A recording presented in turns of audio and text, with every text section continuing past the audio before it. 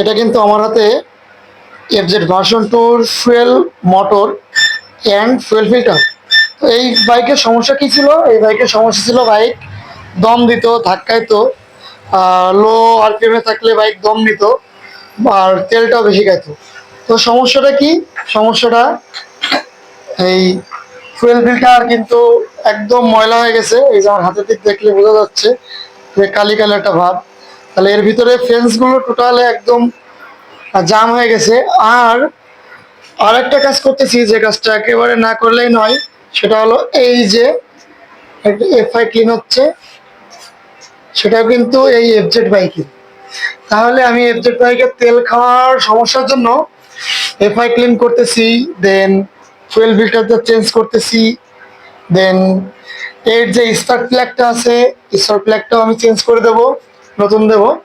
আর তাহলে আমার সমস্যা ইনশাল্লাহ বাইকের সকল সমস্যার সমাধান হয়ে যাবে। তো এই পর্যন্তই। যাদের এই ধরনের সমস্যা আছে, সুজুকি হোক, ইয়ামা হোক, যত প্রকার এফআই বাইকে, তো আমার সাথে যোগাযোগ করবে ইনশাল্লাহ। অবশ্যই সমস্যার সমাধান করার চেষ্টা করবে। আল্লাহ হাফেজ। ভিডিওটা দেখার জন্য অনেক ধন্যবাদ।